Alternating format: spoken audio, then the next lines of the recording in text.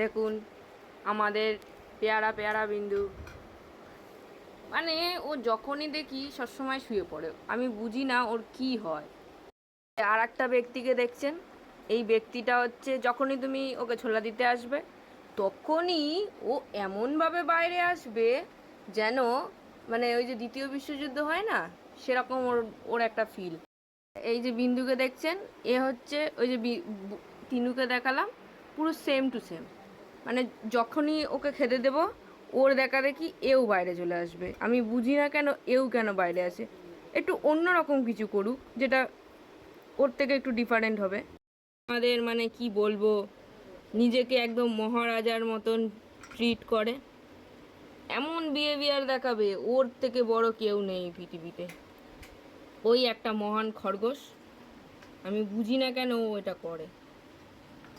থেকে দেখছেন এ আর একজন, আমি যদি দেখেছে কিছু খাচ্ছি ওকে দিতে হবে।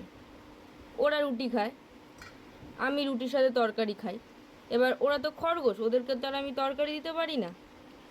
আর এ এমন করবে যেন কেউ তরকারি দিতে হবে। দেখো না, দেখছি, দেখো আমাকে এক্ষুনি খেয়ে ফেলবে তরকারি দিই না বলে। ওরও চাই রুটির সাথে তরকারি।